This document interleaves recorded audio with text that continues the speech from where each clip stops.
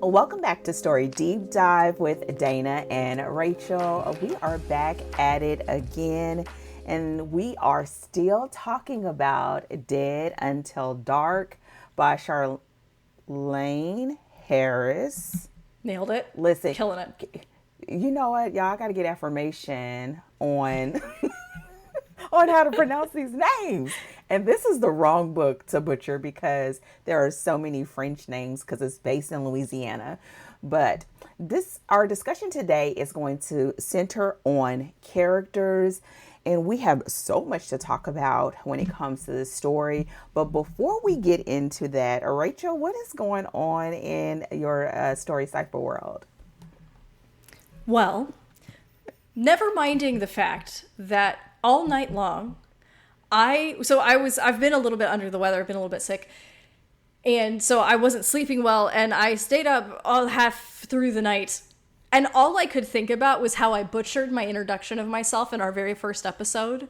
I kid you not. I was lying awake in bed, and all I could think about was, Rachel, you had your website, every other time you've introduced yourself, you have expressed that the core purpose of Story Cipher as a business is to solve the unique problems that crime and fantasy writers face. What were you thinking when you introduced yourself and you're like, hi, my name's Rachel, and I write on Substack, I run Story Cipher, and I play video games? Like, why? Why was that? Why? Rachel, why? So never minding the fact that I have been tormented and haunted by my own mistakes in the middle of the night, and it's actually on that note. So I've just brought on some new clients recently, which I'm really excited about because they are fantasy clients, and they are, what's interesting, what I love about working with fantasy in particular is you get clients who approach storytelling from different angles, because fantasy, you have to navigate, you're looking at, is there magic? Building out a world, building out potentially a society, you have governments, you have economics, you have all of these things that you can tailor make in your fantasy. And everybody approaches that differently. And so having writers who start and they have a plot, but they don't know the world they want to set it in, or they have a magic system, but they haven't decided yet how they want to build a world that sort of reflects the realities of this magic system. So every time I work with a new fantasy writer, I get to find out where they're starting and then help them build the remaining pieces.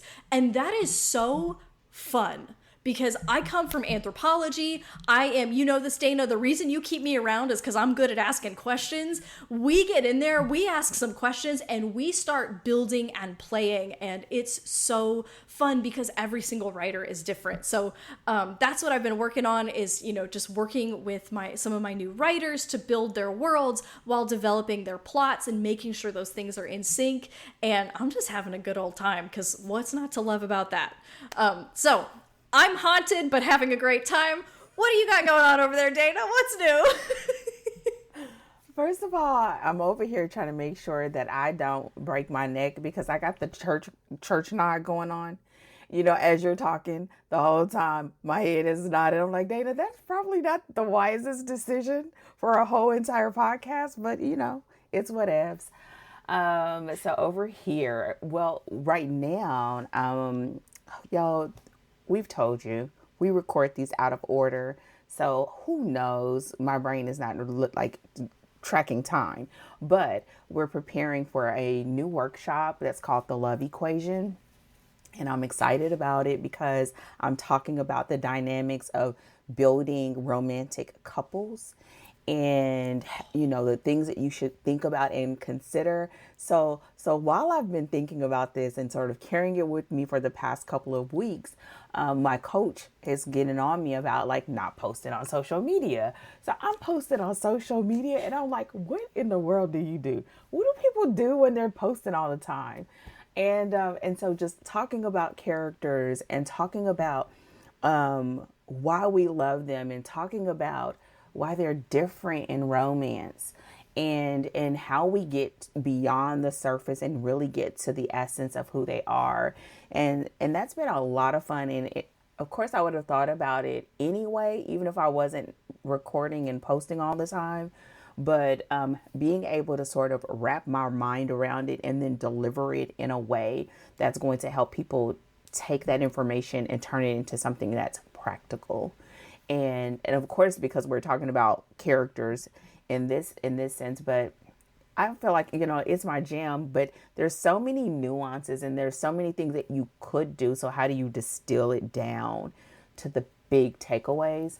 And so that's what I've been thinking about over here on top of preparing for it and having a great time reading and recording this podcast. And so, listen, I feel like it's like content, and then read, and then write, and then content. Thank goodness for the read and write in between the content, because I feel like that's what's keeping us afloat over here. Oh my goodness. Let me tell you, if it was up to me, y'all would think where is she? What is she doing over there? She's so quiet. That would be my whole entire life. I would be reading, writing, and quilting. But, be that as it may. And I'd be hiding in your quilting basket under your desk, and I would just be like, wherever I can get, I'm going to get in where I fit in, right? Wherever Dana will let me in, I'm going to just squeeze right on in. And that's where I would be. It'd be me, it'd be you and my husband, and I'd never have to emerge from my cave, and it'd be great. Come on. So somebody needs to hit the lottery, because what's going to happen? Because we will be vacating and reading books, okay? That is what we will do. So with that said, y'all, we are going to get into this podcast because characters are so vital to this story.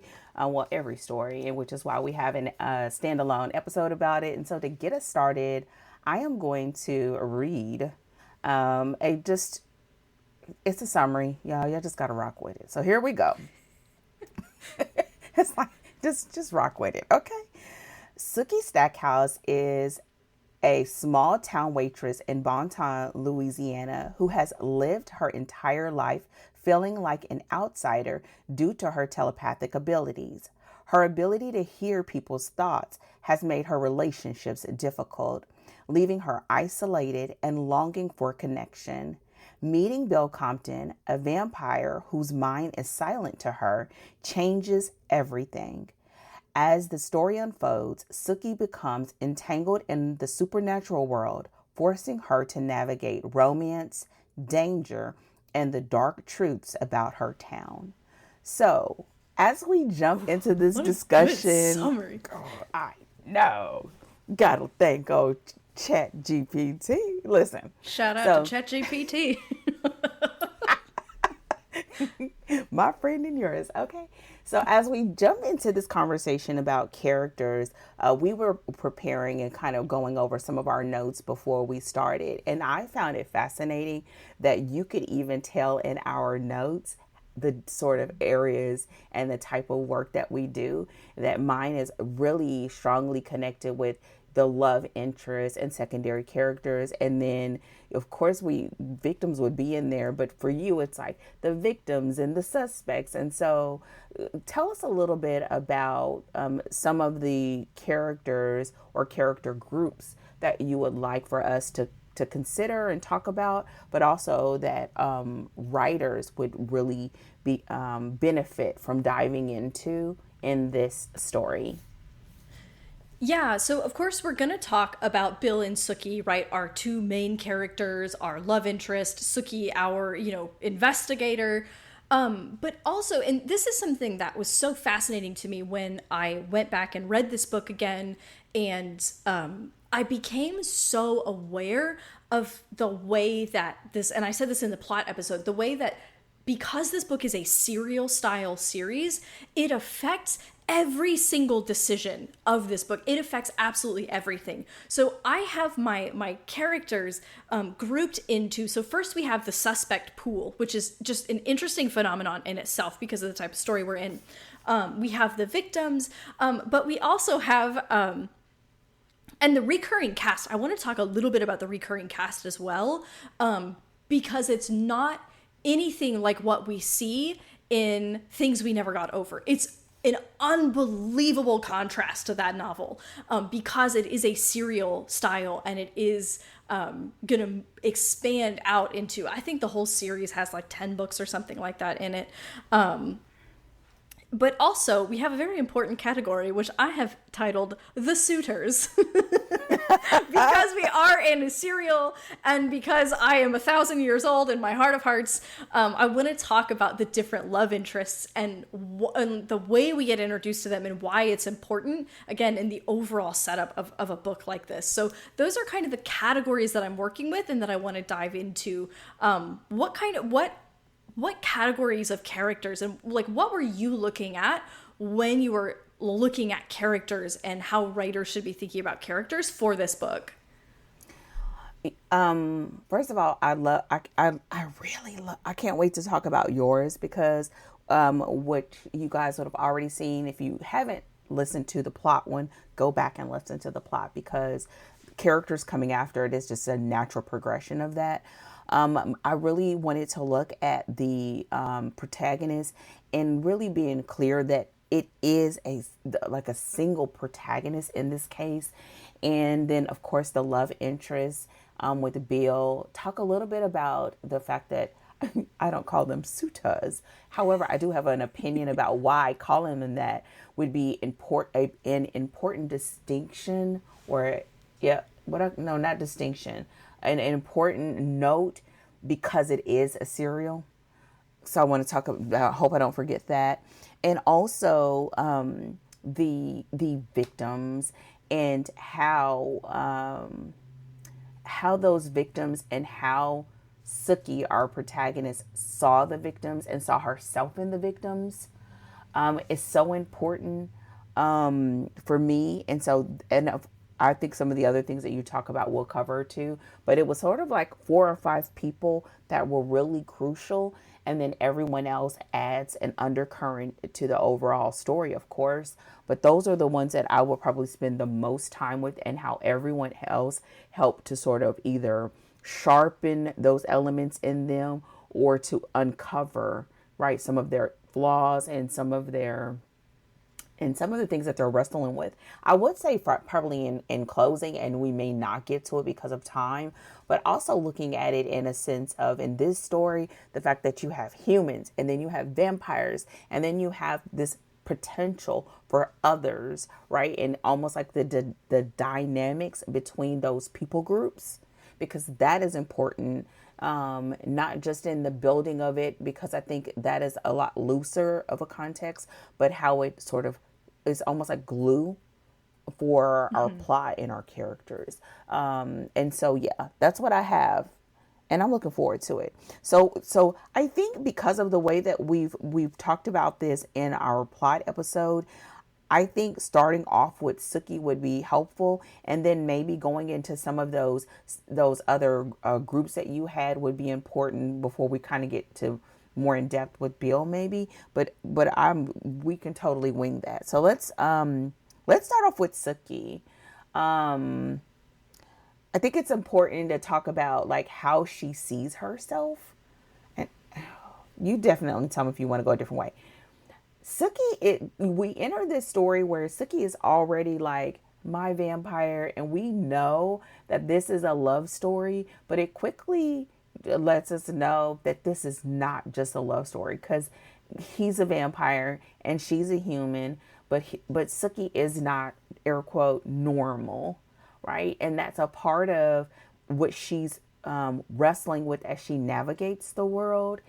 And it also is this direct contrast to what she thinks she's attempting to do, right? She thinks she's doing everything that she can to be normal, right? To come off as normal, close off her mind so she doesn't dip into people's thoughts, which is taking a lot of her strength and who she is, and like to try to navigate that.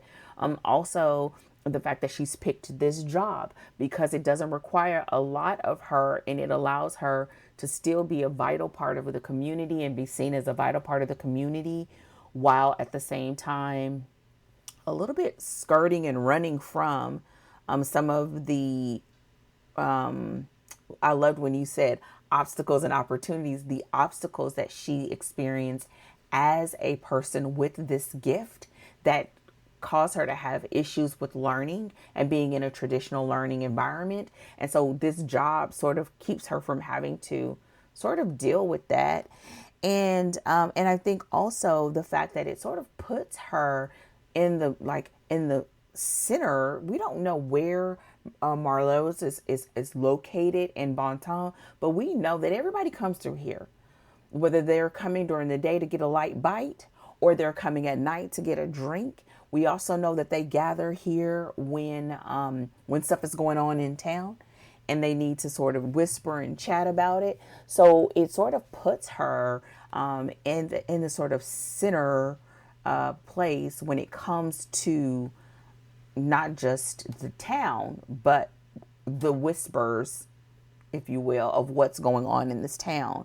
And so anything you want to add to that? Because I know I can go on and on about her. Yeah, so the thing that I think is what am I going to say? The thing that's really important that happens in this book, and I think is essential. I'm just going to keep talking about how this is a serial because it's the thing that I couldn't get over.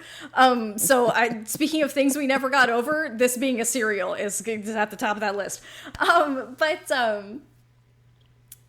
This, I think, the arc that Sookie needs to go on in this book is coming to terms to some extent with her power.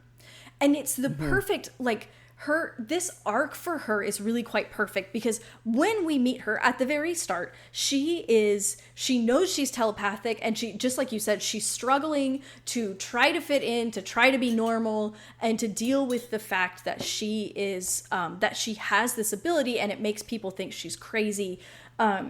And through her interaction with Bill, so this is both inside of the crime where it becomes an opportunity that she's able to use, and it's something that attracts Bill to her and her to Bill, so we're kind of getting these things weaving in.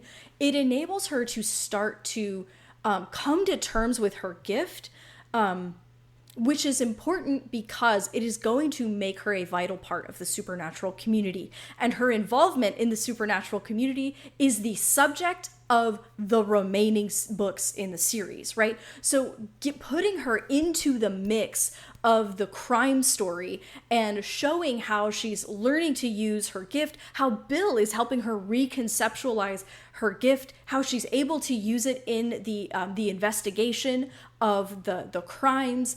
It's positioning her so that by the end, she hasn't fully sussed out all of the nuances of her gift. She hasn't fully mastered it. That would be too much, I think, for just one book. But she is a little more secure and she understands it a little bit better. And her gift has put her on the map to other supernatural creatures in the world because it's something that they're interested in and something that they can use. And so her kind of going on this journey with her gift specifically gives us the springboard that we need for the rest of the books, where she is about to get involved in all kinds of supernatural hijinks because of what her gift enables her to do. But it's also showing, we also kind of get this establishment of Sookie as a person who is, she's craving some interest in her life, which makes her make certain kinds of decisions, like eagerly pursuing to get to know a vampire because she's just been craving something interesting. And also this kind of combination of naivete and bravery that gets her involved in stuff she has no business getting involved, right? Like chapter 1, the rat trays are trying to attack Bill and she's like, hey, you can't do that. And she just fires right in there, right? And she is like, what, 5'5", she's not specifically strong or specifically anything. She's just like, hey, you shouldn't do that. And she just kind of throws herself into the mix. And this is setting us up for the kind of person that we're going to see Sookie be and the kinds of ways that she's, again, going to help people and get herself into scrapes along the way. And I think all of those are essential pieces for setting up a serial. And so I just want to say, as kind of when you're thinking about writing a serial style series with a single protagonist, and we're going to stay in Sookie's point of view the whole entire series. We are not going to deviate from her POV. So you want to think about establishing kind of the groundwork that you're going to need to open up the world for your protagonist to explore and get into hijinks and adventures, but also making sure you're starting to open up the world, but you're not giving us everything all at once, because that's part of the appeal of the serial, is getting to explore different facets of the world. And you also want to leave enough room for the protagonist to grow a little bit, have some new experiences. If they have a gift, that they're going to kind of get to explore more about their gift in different ways and in different scenarios, because you need to leave yourself essentially a lot of room for your serial series to have stuff to do and things to explore and ways for your protagonist to sort of experience the world in new ways and grow even just a little bit along the way, to keep that narrative momentum and to keep that interest in the story as a whole. That was a whole lot of something. I mean, your turn. It was a little bit, but it was good something.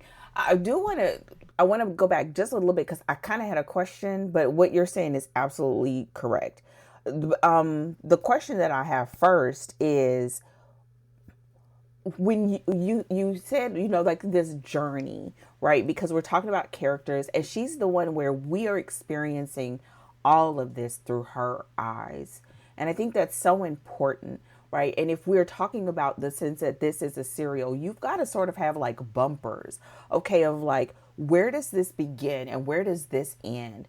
And when we talked about before of like having this umbrella of like in plot of that, this is sort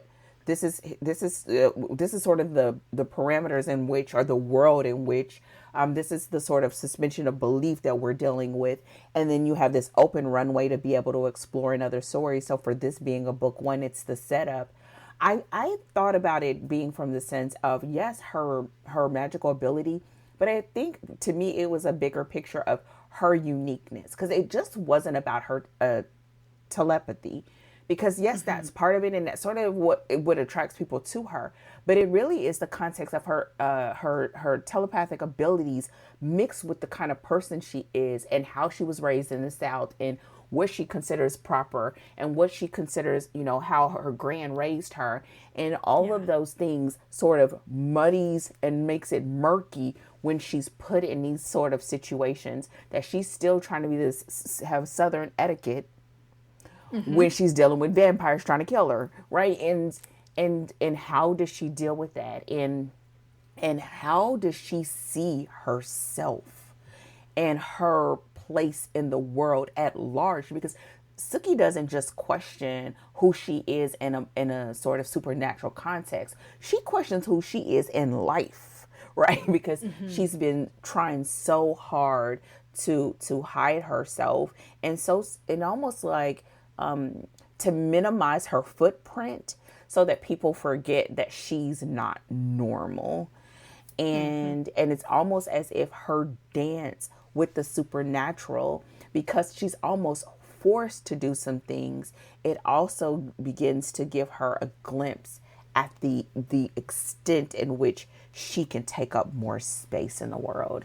And I think that's probably my answer of how I would normally see in a romance, right? And then your answer is the way that you would look at it, in making sure that we have a very concrete and stable foundation for having a crime story.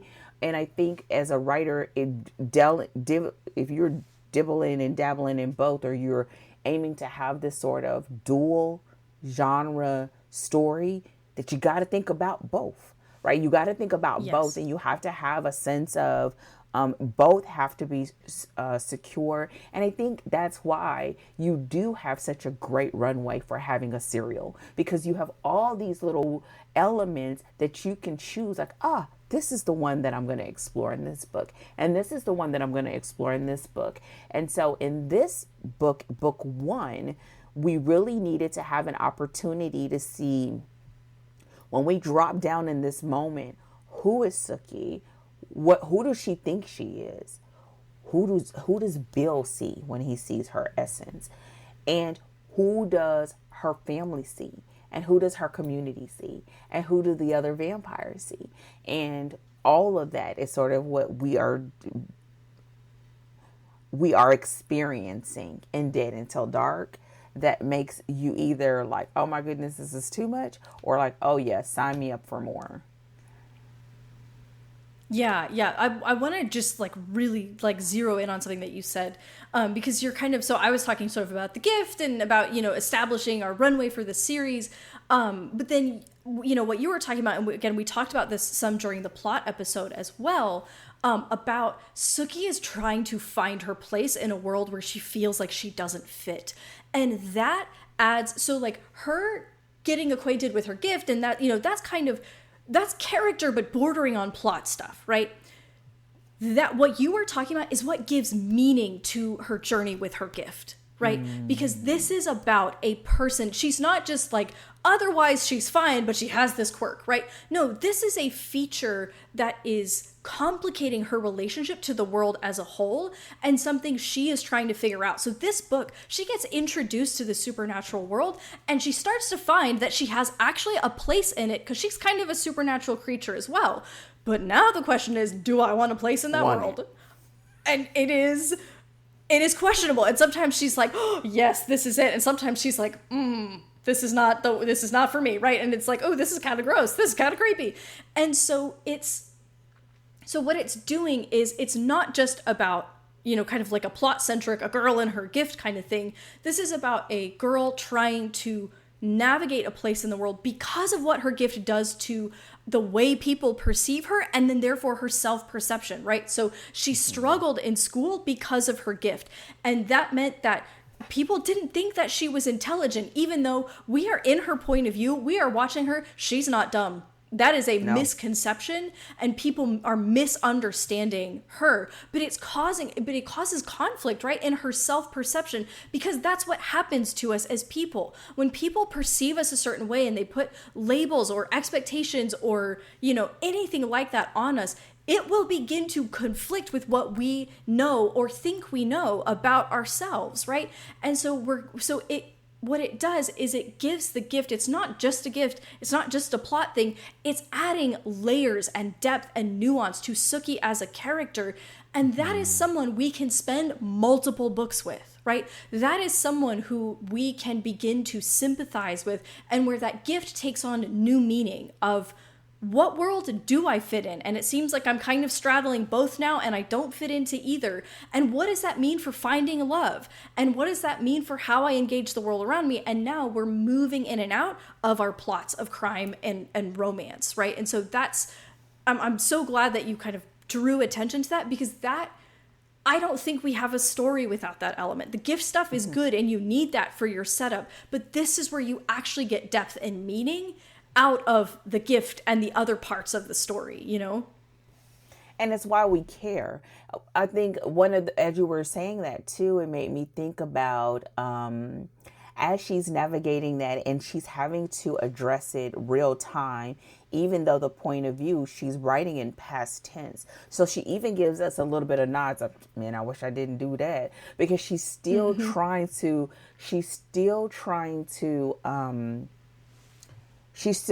resolve, how do I know things that I shouldn't know? How do I still help people that need help when I'm not supposed to know certain things? And then a graduated level of that, because we see it on different tiers, a graduated level of that is feeling like she's, I don't think she ever thinks of herself as plain, right? Like a plain Jane or anything like that. But I do on some levels feel like she does feel like that, because no one would have given her maybe romantic consideration or whatever, because she's still known as, oh, that's great. And they say it so many times, oh, that's crazy, Sookie Stackhouse, right? But then when she encounters people like Bill, and she encounters Eric, and then when she has these bouts of like encountering Bill's blood, right? And how she just starts taking on this, you know, what's it, glamour or whatever. But all of this to say, when you're thinking about characters and you're thinking about a protagonist, and you want that protagonist to be able to carry the weight of multiple books, and if you don't know what that multiple means, that means you really want to give yourself some room to decide. You don't have to know everything, but you want her to have enough depth that you can pluck out different instances and different scenarios, or call upon different aspects of her. And in this case, I think you're calling upon the aspect of her identity, right? This book was really about, who am I? Like, she thinks she knows, but she doesn't know. And then she was like, I'm strong and I'm smart, like really beginning to sort of internalize who she is and what does that do to everything else around her. Because in life, the moment you realize, like, I ain't taking no stuff, right? Everything has got to move or challenge or get out the way because you've established and you've adopted that truth. And that's what we see Sookie doing. And the way that it's done, she already had a sense, but it's almost like this grandiose, almost false sense that becomes a reality when she has experience and her being in certain situations, realizing, oh no, I am strong and I can do this. And even at the point of where she's about to get attacked, she don't run. She turn around like, look, you're not going to get me without me getting some good licks in first. And I'm So like, good. come on. She's like, listen, I ain't running. I might be scared, but I ain't scary. So it's about to go down. And you see that for us as readers real time. And I think that's one of those moments where you can't have that moment where we're absolutely rooting for her if we don't have the full understanding of why she's hidden for so long and why it has been vital for her to protect excuse me, when she decided to open the floodgates, and she's really has been intentional about protecting her mental space so that she doesn't encroach upon others, so that she can keep those relationships intact. But when it came to the fact of, I gotta do this or I won't be here, right? Like, it's so all of this to say, I think even though we're talking about characters and it does dance into plot, it's the fact that you've got to have a character that has layers. And we have to want to explore those layers as readers. So there's got to be these open-ended questions and these open-ended experiences that gives you the opportunity to cherry pluck them, whether it's now or later. And I really think that she would have had to sit with Sookie, because then that gives you an understanding of how do you create a Bill? How do you create a Sam? How do you create a Gran, right? How do you create the other characters that sort of color her world and how she engages with it, whether it is in the natural or supernatural? Yeah, well, and this is actually like the perfect segue, because a question I wanted to pose to you, because you're the resident romance expert, and we have Bill and Sookie as a couple.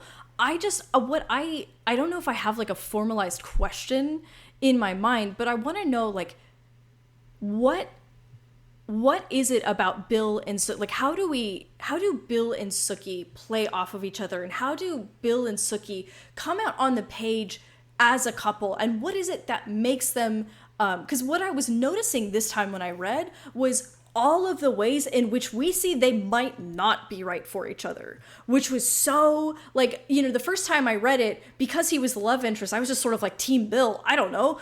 But the second time I read it, I was like, ooh, we already have some of those little flags going off of like, this might not be it, but we do need a happily for now because we're in a romance, right? And so, can you talk to me a little bit about, Bill as our first love interest, and how the relationship was sort of conveyed throughout the story? And, so Bill and Sookie as a couple, and making Bill and Sookie right enough, but then wrong in some ways for each, or seeming maybe potentially wrong for each other. Can you unpack that for me? Yeah, and of course we can't unpack everything, but I think what this is, and this is gonna tap dance on your suitors. Like, we're laughing about it, but it really does tap dance on that suitor. So I think part of this is, like, when you think about a couple in a romance, usually what you have is like the quintessential opposites, even if there are elements about them that are the same, right? And the opposites of them should make for the fact that we would think that there's no way that it can work out. But then there's these glimpses of like, oh, but wait, but that's the same. So you have this balance of they balance each other in ways, and or they challenge each other, or they sort of call up a part of that person that really sort of exemplifies their essence versus the reality or their representative of who they are, because that's who life has required them to be. And what we are finding is both Sookie and Bill have that. Right? That Sookie is sort of operating in this thing of, if I quiet my mind and I present myself as this, that you will accept me. And when Bill sees her, he sees her essence of, what are you? I'm nothing. I am just a waiter. No, what are you? Because he sees her, it's almost like he sees her power, or he sees how someone in life will see how smart you are. You say a certain thing and they think, But what happens is, the only way that happens is that you have the right person that can call that out in them. So her relationship with Bill is sort of that calling out. For Sookie in the beginning, it was just fascination for something different, but it evolves into, it's almost like a fascination with herself, because she's different. And so what you begin to do is you get to play with these themes and these different scenarios, because all it is a mirror for the character. He's a mirror, right? He's an outward representation of her inner struggle. He's aiming to be different in a world where he can't hide it. And she's aiming to be different in a world where she thinks she can hide it and she can't. Right, we see that with the detective. I can't remember his name. The one where his family. Andy. Give me his name. Yes, Andy. Yeah. Where he's playing with her, he's toying with her, almost to the point where she thinks it's indecent. How dare you? But it's almost like the exact same thing that Bill goes through. But Bill can't hide that. He can't hide the prejudice that people have against him or the toying that they do with him because he's a vampire, or the jokes they make, or the outward things that they can do to him because he's having to live in it. So I think what happens is, when you're building these characters, you're going to have elements in them where it's almost as if that other character provides a sense of peace and a sense of, for no pun intended, quiet, where they're struggling to have a sense of normalcy. He gives her the quietness of his mind, that she can't read his thoughts. When she's with him, she can truly sleep and rest because she doesn't hear the racing of his mind. What he gets with her is sort of the quietness of the lack of judgment and the lack of having an expectation, because he is a vampire. To her, she doesn't care either way. So he gets the opportunity to have his own version of normal, and that sort of peace that your true love, right? That sense of acceptance that your true love gives you is what they're seeking out in each other. But we also see the conflicts in that. And so then it becomes this thing of, one of the elements, that people wrestle with, and readers even wrestle with, is usually the breakup scene, right? People don't want them to break up. We like them together. We think they should be together. But I always think of the breakup scene as one of the best scenes in a romance, because a love not tested isn't real, right? Because they could just live in the fairy tale of having this amazing sex, or having these encounters, falling in love. She gets her vampire, he gets her, right? And gets a little bit of the erotic parts of it along with the normalcy as much as they can.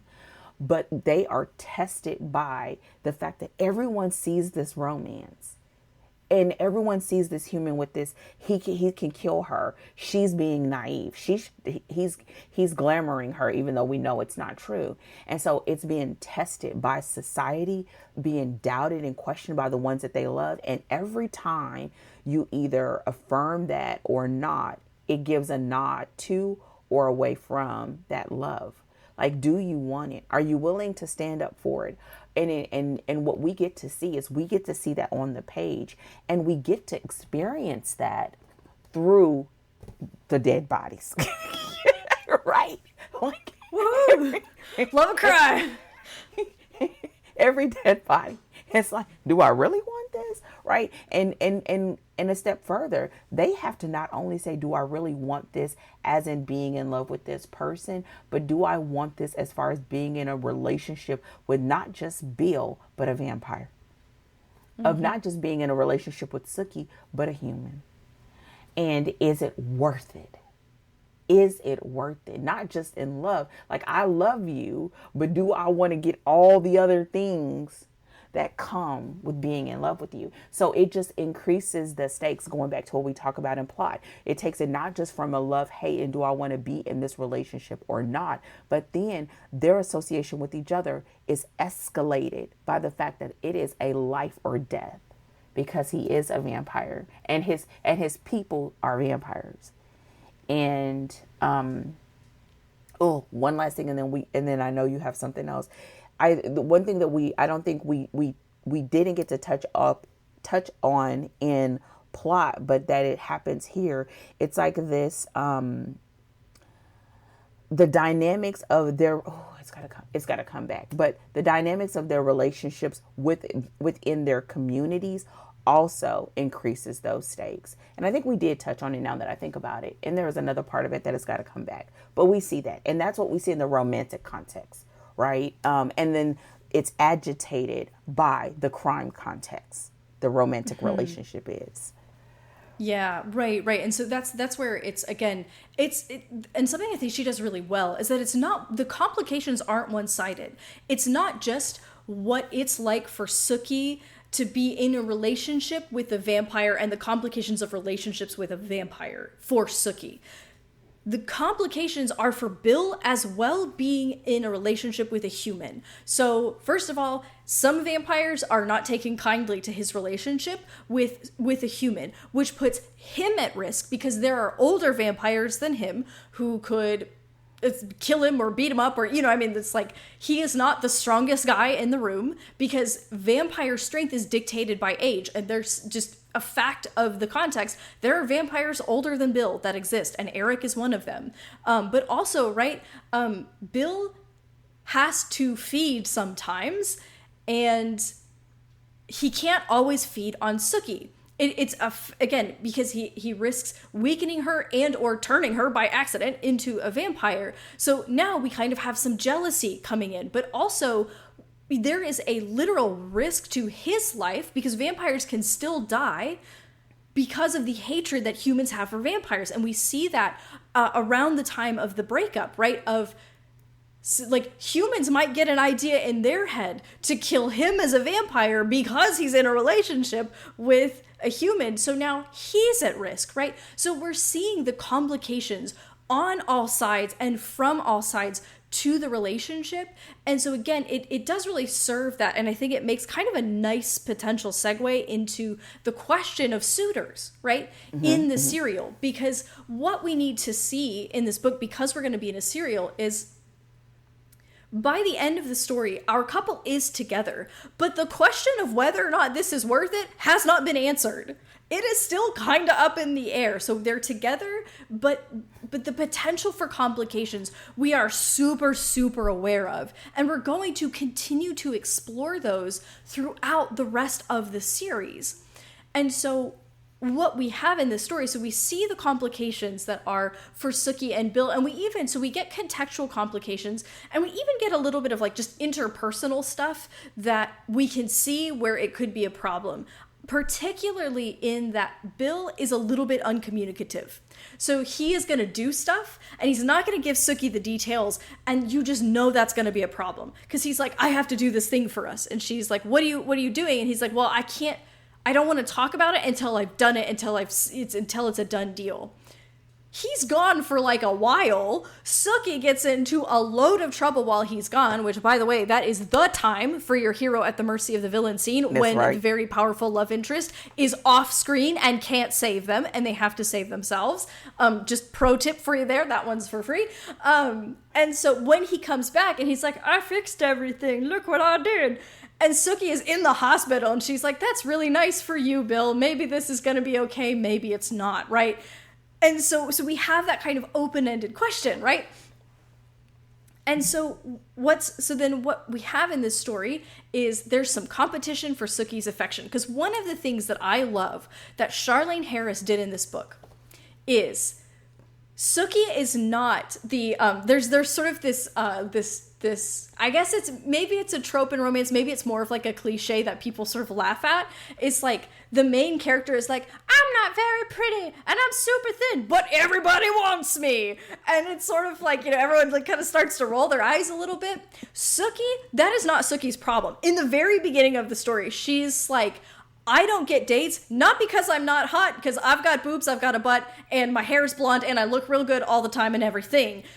It's because I'm telepathic, and it makes me act weird, and so people think I'm weird. And so in the supernatural world, the creatures are attracted to her because she's hot, and she's a telepath, which makes her interesting. She's sort of like a novelty even for them, right? And so we get these different suitors who are attracted to her, and they're kind of all throwing their hats in the ring. So when we see that there are problems with Bill, we see that there are other people, creatures in the world who are interested in her, and that's what's honestly going to create this sort of sexy adventure that we're going to get throughout the series, where these are not the only suitors. These are probably the main ones, but we get introduced to some other people who are attracted to her. So what we see is that Sookie has options, right? It's not just Bill that's on the table here. And so as the world gets bigger, as Sookie uncovers that there is this bigger universe for her to explore, it also means that if Bill isn't right for her, if this thing with Bill isn't like, he's not the only option here. And so she's going to meet all of the different kinds of people and essentially all these different opportunities that Sookie has to actually find love, where up until the first book, she had none, because everyone was like, nah, Sookie's weird. No, thank you. And and even she can't really sustain a relationship because she can read their thoughts, and that's very uncomfortable. It makes it real hard to have a relationship with someone when you're constantly getting a feed in their head. So we're getting that setup for so where we see the gaps in her relationship with Bill, there are other fellas who are ready to step in and say, that's okay, baby, I don't have that problem, I think it is the quintessential old lady Rachel, the fact that you call them suitors. Because I'm just like, listen, she would say that. What I will say, and it actually does not go to characters per se, but it does go to plot, because actually it's marries the two. I think also what that makes it, the way that I see this is that it makes it so that at the end of the story, it's not just whether the love is worth it, but whether this is the love for her. And having that question, it opens up the gate. It goes back to our runway, right? The fact that you call them throwing their names in the hat, they want to be on her dance card. You're not the only one with old people. That was the best. I love that metaphor so much. Oh my God. Just spoke to my little old lady heart. My 1800 self was like, oh my Lord, my dance card. Your dance card. So they're making themselves known, but what that also does, it gives you opportunity. Now, what I absolutely love that we can't overlook, because not only is the only way the opportunity can be there is if you put it there, right? So her writing the story to where that there are viable reasons why. Listen, Bill needs to be sucker punched and a karate chopped, because why would you leave?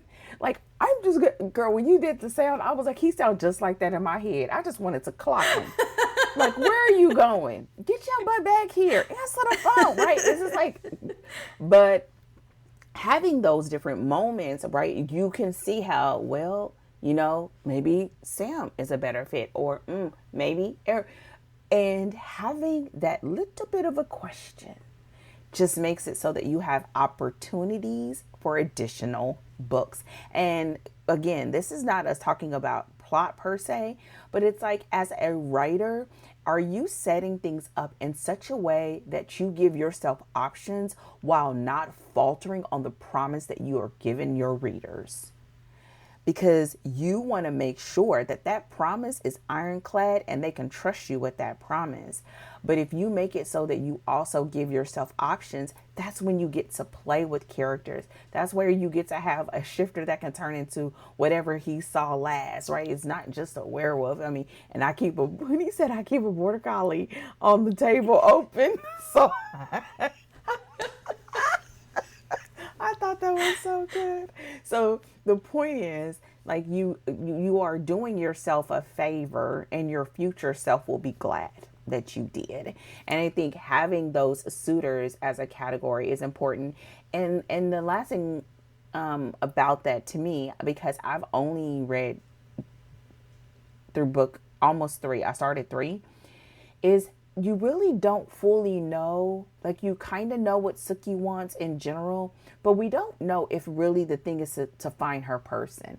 Because Sookie wasn't going out there to say, I want to know how grand my gifts are. That wasn't her goal. I think her goal really is to find her person. I think when we get to the end of this journey for Sookie, it's going to be being able to find love and settle down and live in her family house and raise some kids in Compton. I think that's really what we don't know yet, because that's not the time. And I think there's something about the potential of that. It also pulls you through to the future books, because like, you want Sookie to be happy. You've seen what Sookie been through. You've seen the past hurts that Sookie has been through.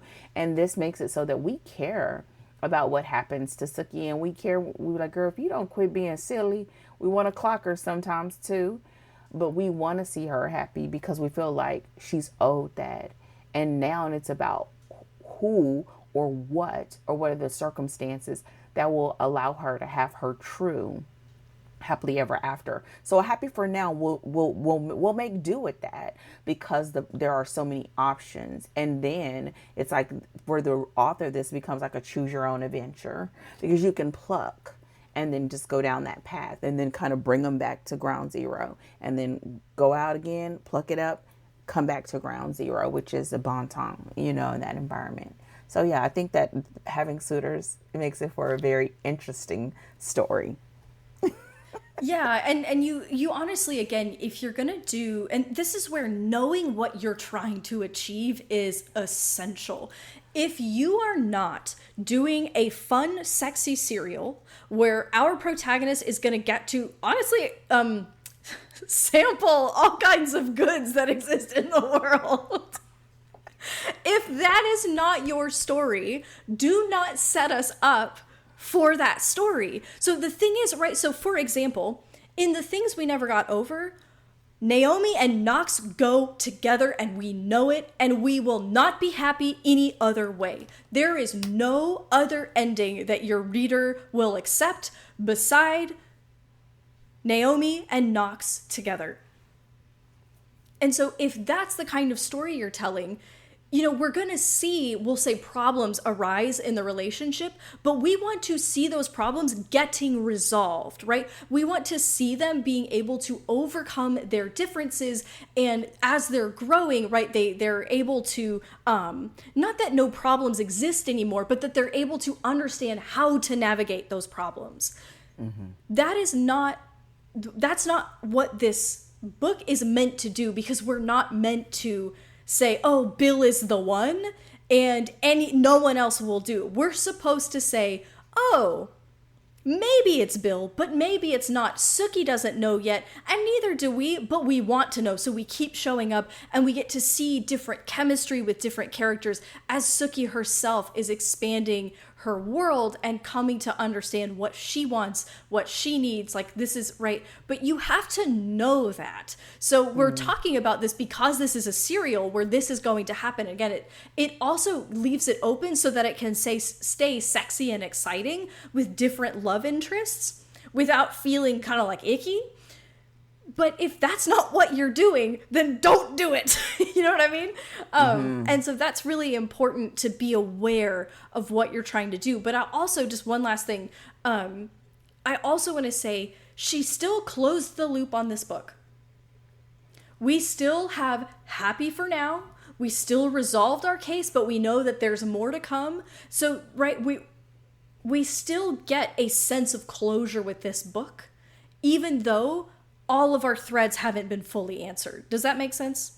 It does make sense, but I will say that knowing that this book is set in a Southern sort of capacity, and that is sort of the lens in which we encounter these characters, it's important that even though there may be options, that she's not seen as loosey-goosey, because that will go against cultural norms as well, right? Exactly. And so even when some of those lines are getting close to being crossed or certain things happen, she snapped back because of her loyalty to Bill. And so that's another part that must be sort of intact, or we won't be on board for the journey because it makes you look disloyal, right? Yeah. And so it's a very fine line. And I think that in a way that we don't fully sort of accept that it could be someone else just yet. We are questioning Bill, because Bill does look a little cinnamon roll-ish. I'm not saying he's squishing, but he could have a little more next alpha to Eric, in this way. all of a sudden, right? I mean, Eric he's got all alpha energy. He's charming. He's much more forward, right? I mean, so that competition, right? Or even Sam, because I feel like for Sam, and y'all, we may be that when we do these, we can only talk about the main protagonist. But even for Sam, to me, Sam just seems like, whenever you have a true love triangle, the people like to just pit it as, oh, she has options. But it really is about having options that could serve them, that seem like they can serve them better, right? Mm-hmm. Sam, she can go out in the daytime. She can go to a date. She can go to the members of the whatever meeting. They could go have some lunch or brunch or whatever. But we got to wait till Bill get up. Bill is asleep, right? So half of her life. And he'll die if he comes out. Okay. We're not laughing at Bill, but Bill got some limitations. So part of this is the fact of when you have a true love triangle, it's the fact that there's a potential that could be a better life. Now, the capacity in which better is determined is different. And that's what makes it so like, well, I mean, we like Bill, but, right? And I think just having that slight hesitation, it doesn't even have to be a full one, a slight hesitation, a little bit of light coming through the crack is enough to sort of pull us forward. And even at the end of Sookie being very resolved that this is the relationship that she's in. But you see this in other books like this too. You see the same thing in the Stephanie Plum books. It's the same thing. That's why she can bounce back and forth. And each of them serves a purpose. And not only that, you see there are times when they come together to cover Sookie and to protect Sookie. And so that's another one of those moments where you're like, oh yeah, like he could be the one for her. He could be, because he's going to do whatever it takes, even if it means working with Sam, working with Bill, and Bill working with Sam. And even when Bill said, if anything happens, go to Sam. Mm-hmm. So we see that, and I think you see it done in a way that feels like, oh, okay, this can be executed in any environment. It just so happens it's in this one. So yes, definitely for the Suitors. And that's something, again, if this is a less common plot style, I think I don't see this kind of serial style as much anymore. That might not be that might just be a matter of exposure for me. But it seems like it's kind of a less common style of like publishing stories anymore. But would you say, is it big in indie still? I think it still is going to be there, because this would be something, number one, you're going to see love triangles in almost everything in general. Like it's in romance a lot. Now, we don't have this open loop, but it is open until it's closed, right? You're probably going to also see it when you have cozies, because cozies are just like this story in that you have to run with this protagonist. And so usually it's this thing of like the need to explore their personal life supersedes that love life dynamic, but having options makes for having more opportunities for stories. Right. Yeah. And the fact that different people have different skill sets and have different needs at different times. And so it may not be that it's a constant thing, but I think it's a thing that you can't shelf if you want to have something that, again, I would just still do a really great a nod to the Stephanie Plum, that you have 30 some odd books, or in this case, if it's 10 books with the same people. You've got to have those open windows that you can be able to explore, and that when you explore them, it's for a good reason and it seems logical. It doesn't seem like, oh, she's been wishy-washy. So I think that's the other part. Like, you really got to establish it with a sense of a real strong spine, and you've got to do it in a way where we as readers would be like, oh, that makes sense. Right. Like, we got to be like, oh, yeah, like you would go to Sam for that. Bill is in the ground, right? It's during the day. Or you would go to Bill for this because it's dealing with his, right? That it feels logical, but that you're exploring other dynamics of why this can be a pro or a con for them to be a true happily ever after. Yes, which actually, you know, I'm glad that you said that, because I was sort of like, I was stuck thinking about just serial kind of like romance. You know, of like that have this very romance forward kind of plot or aspect to them. But you started saying that, and I was like, well, duh, like I literally work in crime. We do serials like that all the time with a protagonist who's our investigator, and every story we've got a new crime, we've got some holdover cast, and we've got some new cast coming in. And so even if you're working with a crime serial and you want to incorporate romantic subplots, right, where there's potential love interests and you kind of have this movement, the considerations are the same. So you need a sense of logic to the love interest. So you can, but anymore it doesn't work as well. If you go James Bond style, it's just like every book there's like some new woman, and James Bond is like, this is just what I do. I'm James Bond. We're going to have sex. It's going to be fun. And then we're going to move on. You don't, like, that's not as much of a like satisfactory sort of setup in your serial novels, particularly with your crime like investigative, your crime novel protagonists. But you do have the opportunity to explore relationships and to kind of have that where your protagonist is meeting different people. There's a chance for them to find someone. You're opening up the loops of, you know, potential cracks in the relationships. Or I even think about the Cormoran Strike series by Robert Galbraith, where you have this kind of super like slow burn, drawn out kind of love story that happens between the protagonist and his like main like his assistant. But you're gonna need that. You're gonna need the logic. You're gonna need to keep those loops open, right? Those questions open without falling into disloyalty, because that will put people off really, really quickly, unless you're writing some other kind of story that's, you know, about your whatever.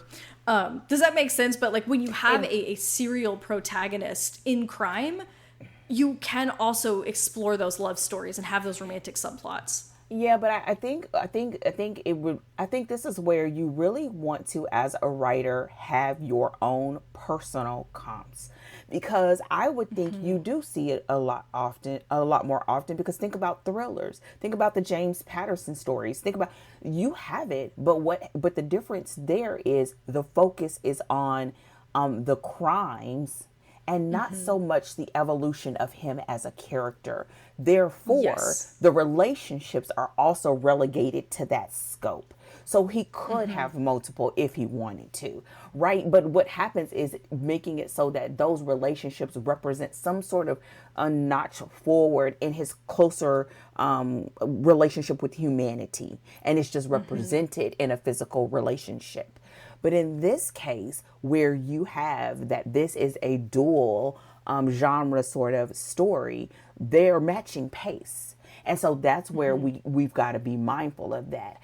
And again, I think if we get to the end and the ultimate story is Sookie finding her person, then her age and her limited experiences in love and her limited exposure because she's from a small town, and the fact that she was thought as crazy, so she was isolated, makes sense that you would want to have exploration, right? Mm-hmm. Because you didn't have that in your younger years because you was crazy Sookie. Right. And now you find Sookie. You the Sookie who. That's right. Hell yeah. She who runs with vampires. You know what I'm saying? So even as a person, you would think, oh, that would make sense, right? That you have this limited scope, and that becomes a part of her journey, right? A part of her exploration of her womanhood, of how she interacts with others, of how she interacts with her family, of how she interacts with her community, and now how she interacts and is seen by the supernatural community. And so you have to know that, though, because it would be easy to fluff it up. Yeah. Because there's a lot of things. Go ahead. Yeah. I think that's exactly the thing. And I think that's really what I wanted to get at is know what you're trying to do and do it with intention. Right? Be cognizant of what you're doing, because I think that, and again, people get away with it all the time, but I think that it's a missed opportunity when you're like, well, just chuck in a love, a romantic subplot because, and it's easy to do that and it feel kind of cheap, rather than because even if it is, going to be just like you said, you've got a serial protagonist and his growth isn't really that important. So if it's a new woman every book, it's sort of whatever. And it's not as important, particularly to the audience, right? They're not going to be put off by that. It's just part of the series. But then it's a missed opportunity if it's just a thing you're throwing in there. And so doing it with intention and being cognizant of what you are trying to accomplish, and again, moving with intention toward accomplishing that end, that's really the point here. So knowing what you're after and doing it intentionally, which is why having those personal comps is essential. If you're going for the serial protagonist who doesn't, particularly grow in any way and it's just a bunch of adventures, get your comps for that. If you want to have this more sort of personal exploration of self and, like you said, womanhood or, selfhood or whatever, get your comps for that, but know what you're after and do it on purpose. I totally agree. And I think that's a good place for us to place this, because we can talk about a lot of these characters, but I think that is one of the things that this book does well. And I would also say that that's where this book is almost like a shining example, because there's not a lot in this space that have done it and done it well, to have the longevity and probably again why it was picked up to turn into a television series. And so I would say that as you're doing this and you're looking at this, being very aware, and I think the more aware that you are, it also gives you opportunities to continue the series, right? So that you have options that does not alienate people who fall in love with Bill or really like Sam or really think Eric could be the one or whatever, right? I think it's just becomes a really great character sort of playground to play in, and that you can pick up and put down. And the one thing that I will say with this as well, I think that's why how she handled Bill coming and going. Listen, I feel like he felt a little bit flaky, but we're not going to call him flaky, but kind of we are. It made it so that we wouldn't get too committed to Bill. Yeah. Him coming and going and us having to get used to Sookie figuring it out on her own and in her own, having her own agency and learning the limits in which she was going to interact and engage with the world and being able to protect and stand up for herself makes it so that this isn't about Bill and Sookie. It's about Sookie. And I Yeah, think that's so the true. most important part of this. It's like, look, let's keep the main thing the main thing. This is close, and she's still going to have a romance in here. But this is about Sookie, and this is about, now, granted, her being in a relationship with Bill is going to get her into all kinds of situations and troubles, and it's going to force her to really grow in her abilities and her skill set. But I think we still know without a shadow of a doubt that at the end of the day, Sookie is the one that got Sookie. And we don't doubt that for 1 second in this story. Yeah, yeah. And just the last thing I want to say about to kind of put that pin in, this being about Sookie, and again, about making sure that you're very conscious about that disloyalty, that issue of disloyalty when you have a character who's going through sort of just exploration in the world and her sexuality and her life and finding romance, blah, blah, blah. When Bill and Sookie are together, that Sookie is not looking at anybody, so she will notice that someone is attractive, and other people will make moves on her, and she will feel the romantic tension of that, which is again how we get the introduction of the other love interests, who are, again, putting their hat in the ring. But Sookie doesn't get involved with anyone while she's involved with Bill, right? So that's where you keep that boundary of not being,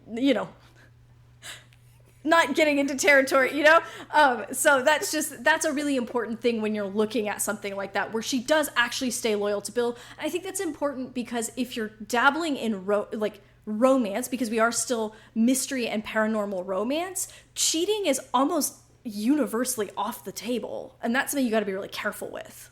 I would also say that I think in some places in this story, the author made that creative choice, and it was almost at the cost of the other characters.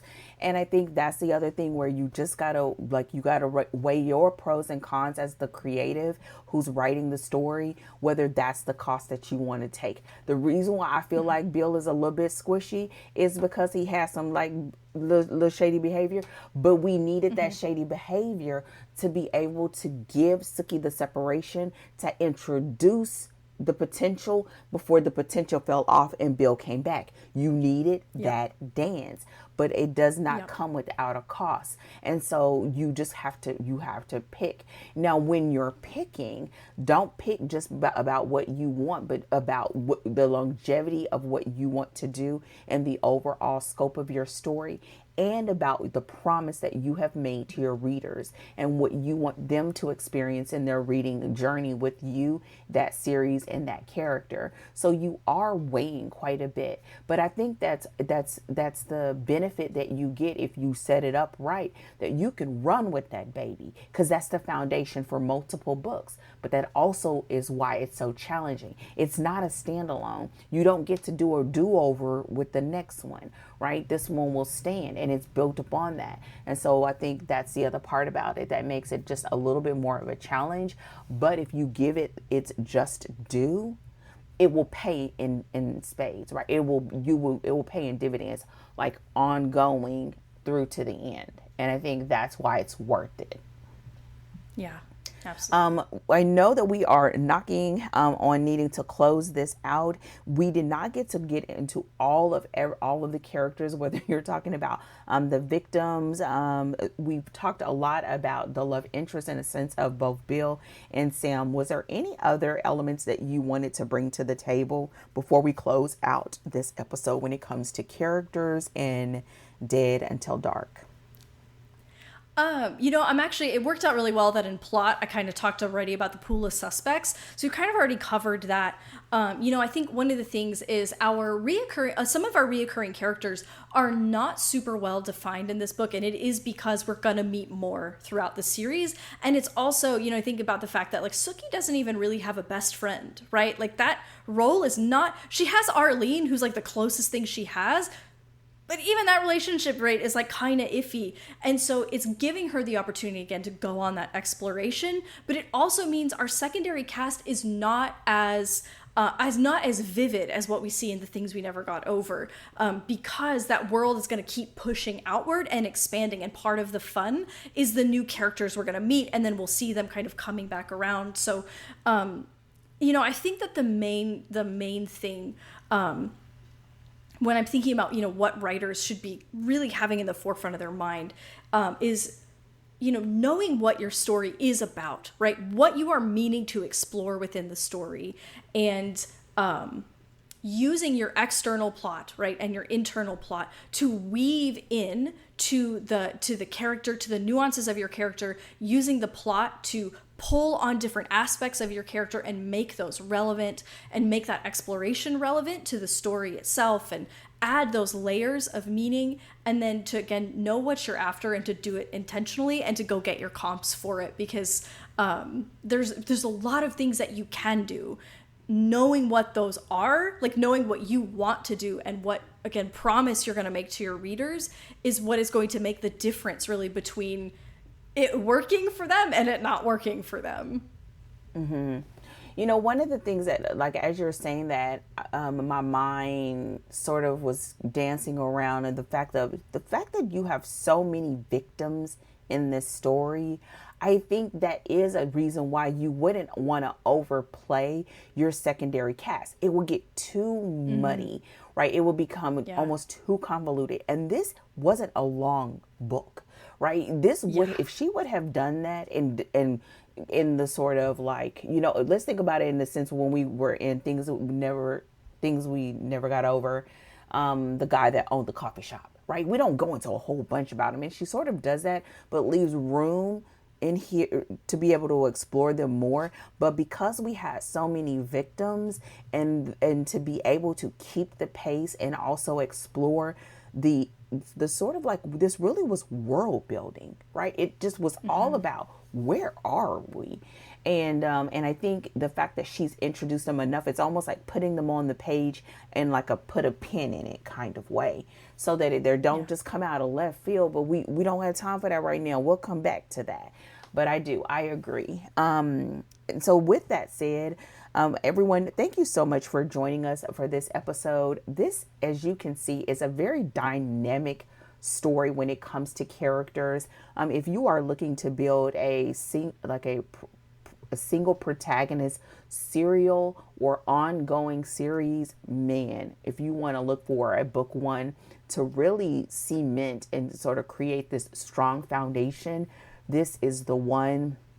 And even though we didn't go into a lot of with the secondary characters, you can see that she really did just enough to be able to really cement what we can expect from this world, and she delivered so that we are on hook for book two. And I think even if you don't get into all the nuances of everyone, but you do that, then you've done your job. I do think that's a bare minimum, but you've done your job. And so, so with that said, any final thoughts before we close out, Rachel? No, Lord, we're knocking on the door of hour 20. Even if I did, I wouldn't say them. I'm going to throw her away with that. With that said, thank you so much for joining us. If you haven't done so already, don't forget to leave a review, give us a 5-star, and come over to storydeepdive.com and leave us a comment. Have you read this story? Is this something that you enjoy? What are you learning about exploring your characters from this discussion? And we will see you back on the next episode as we go into the editor's takes of our takeaways for this book. It has been juicy, and as you see, we are absolutely loving it, and we hope that you are loving it as well. So we are out. We'll see you in the next episode, and as always, happy writing. Goodbye.